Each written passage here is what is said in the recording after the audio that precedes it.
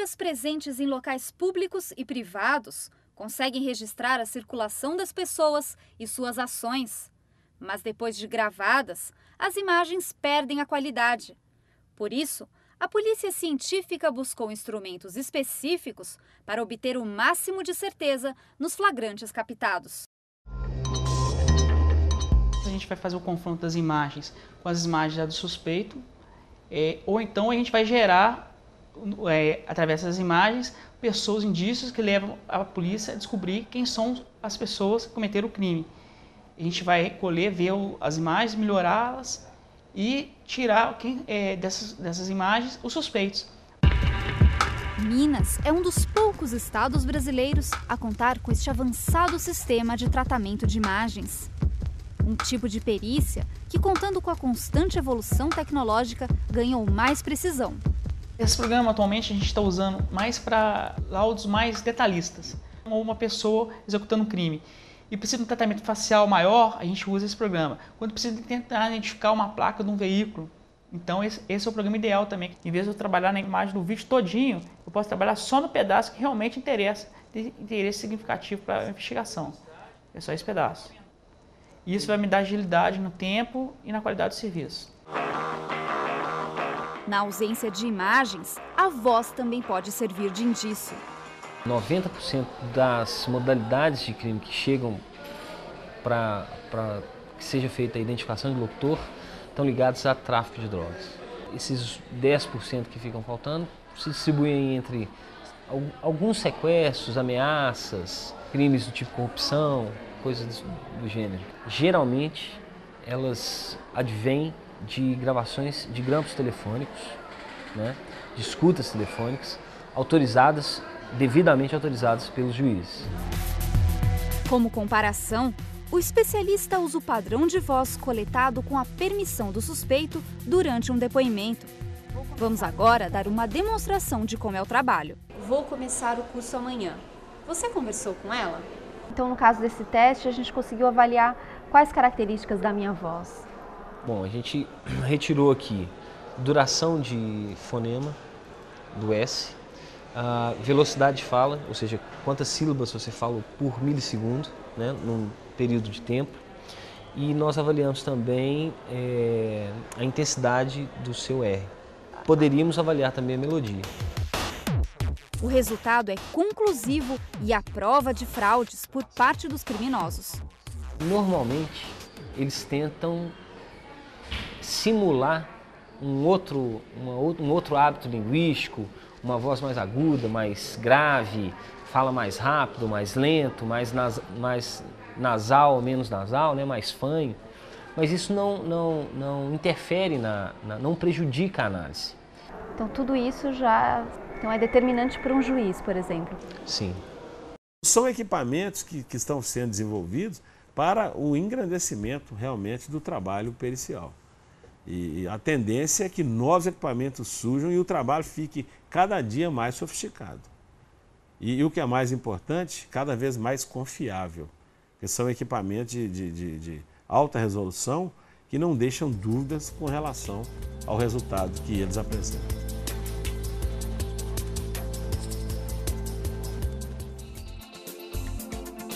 No próximo bloco, como a universidade ajuda a polícia no trabalho de investigação.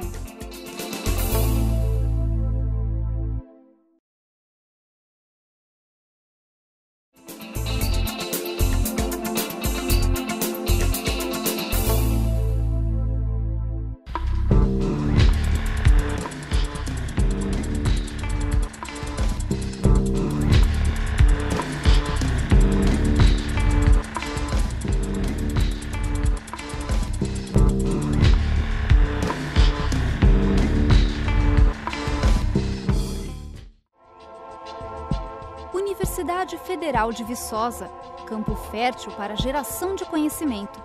Aqui, a inovação também caminha em direção ao aperfeiçoamento da justiça. As pesquisas têm dois alvos diferentes: pesticidas de venda permitida e controlada. mas o objetivo é comum. A proposta do nosso trabalho é desenvolver uma metodologia analítica que seja de baixo custo, que seja menos poluente, né, menos agressiva ao ambiente e que seja eficiente, que possa ser aplicada nos institutos de criminalística. No suco de uva, Simone investiga a presença do tipo de pesticida que é o responsável por quase 40% das mortes por intoxicação humana no país. Nós escolhemos trabalhar com alimentos e bebidas e a classe química são os carbamatos. Um exemplo popularmente conhecido dessa classe é o chumbinho, que é muito utilizado, né, em casos de homicídios e suicídios. É vendido ilegalmente e as pessoas utilizam para uso doméstico como raticida. Mas na verdade ele não é um raticida, ele não tem o uso permitido como raticida. Então as pessoas levam para suas casas, né, e utilizam, aí acaba causando algumas intoxicações. A principal novidade está na técnica de congelamento da amostra a 20 graus negativos. Simone, quanto tempo as amostras precisam ficar no congelador agora? No mínimo 12 horas de congelamento. Aquela amostra de suco de uva que nós colocamos há pouco tempo, após esse período de congelamento, elas vão ficar semelhantes a essa amostra aqui. O suco ele vai ficar na fase inferior, vai ficar congelado, e esse congelamento vai permitir com que os interferentes também se congelem aqui juntamente com o suco. E a fase superior, contendo os pesticidas, fica líquida. Ela continua líquida? Esse tempo na geladeira? Continua líquida, apesar de todo esse tempo. Então ele já fica pronto para a etapa final? Sim. Após esse congelamento, a fase líquida vai ser filtrada e analisada no equipamento. A avançada tecnologia também é o ponto de chegada do trabalho de Helenice. Ela parte de pesticidas que são menos inofensivos do que se pensa. São inseticidas utilizados em residências para matar barata, matar outros tipos de inseto e na agricultura também. Mas se a pessoa tiver um contato direto, sem utilizar equipamento de segurança, por exemplo, quando for utilizado na agricultura ou em casa, se acidentalmente ingerir essa substância, pode causar uma intoxicação. E isso tem um interesse forense, uma vez que esses casos precisa se chegar até o agente intoxicante. O que provocou aquele caso, aquele sintoma de intoxicação? Foi acidental? Foi intencional? Então, para isso, a gente também identifica a substância causadora dessa intoxicação. O leite contaminado é aquecido até produzir um gás incolor. A fibra que absorve o gás é levada ao equipamento. Apesar de simples, o processo de análise representa uma conquista em relação às técnicas atualmente utilizadas. Não exige uma manipulação muito grande, não utiliza solventes orgânicos, que são substâncias que poderiam agredir o meio ambiente, e o próprio perito que está ali diariamente em contato com essas substâncias. Então a vantagem, além dessa, é também poder trabalhar com um número maior de compostos. É uma análise que a gente chama de multiresíduo. Então, numa única amostra, um único procedimento, a gente consegue identificar 15, 20, 30 substâncias. Isso diminui muito o tempo de análise, o custo, e isso facilita o trabalho dos peritos. A sintonia entre os centros de pesquisa e a polícia já rendeu outros frutos. Um deles é o uso desta máquina para investigar crimes com suposta utilização de armas de fogo. O laboratório visa pesquisar a existência desses metais, chumbo, bário e antimônio, para verificar se a pessoa manuseou ou disparou ou estar próximo de quem disparou uma arma de fogo. Essa técnica foi desenvolvida junto à Universidade Federal de Minas Gerais desde 2005, sendo pioneira no estado no país, né? Sendo o primeiro a utilizar essa técnica. O material chega em cotonetes. Isso. São os cotonetes, a coleta feita em loco. Sim. E aí é esse material que vai entrar ser analisado. Depois de passar por um solvente. Sim, sim.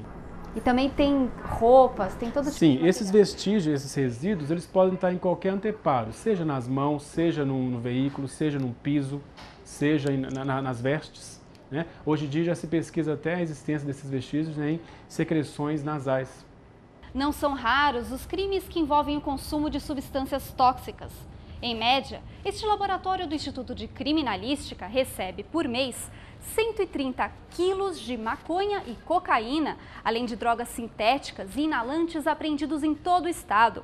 Amostras desse material seguem para uma análise criteriosa que envolve avançadas técnicas de pesquisa. Aqui, todos os peritos são cientistas.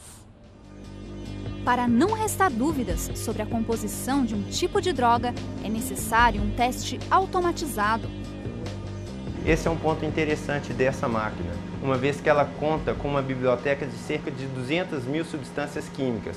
Ou seja, teoricamente a gente poderia identificar um leque muito grande de substâncias químicas. Nós temos aí aumento da chegada de êxtase, LSD, até ketaminas também já tem chegado no laboratório. Então são essas drogas que há anos atrás não se encontravam com uma frequência.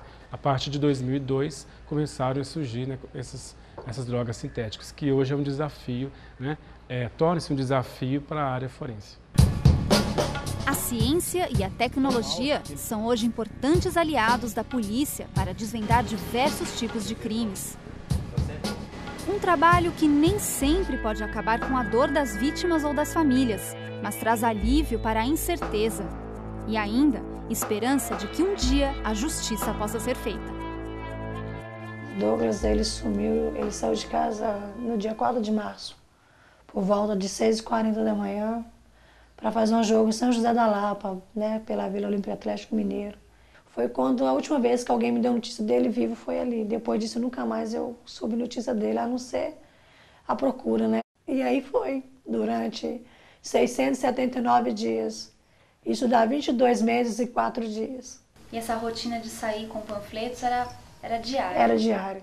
Eu saía, às vezes, 6 horas da manhã e chegava meia-noite, 1h, 2h da manhã a gente chegava. Às vezes passava o dia sem alimentação, dando um grito de socorro, né, para a gente saber onde está o filho da gente, procurar saber onde está, o que aconteceu com ele.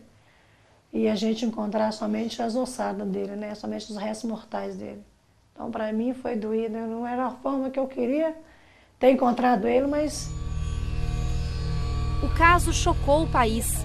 Em 2008, um exame de DNA confirmou que as ossadas encontradas no bairro Serra Verde, em Venda Nova, pertenciam ao filho de Dona Simone. Ele estava com 12 anos. Acabou ali a procura, mas iniciou o sofrimento da perda, da ausência definitiva daquela pessoa que você nunca mais você vai ver ela, você vai abraçar ela. Para um crime que continua impune, a tecnologia foi um alento. Dá uma paz pra gente, entre aspas, dá uma paz, porque a gente acabou com a procura.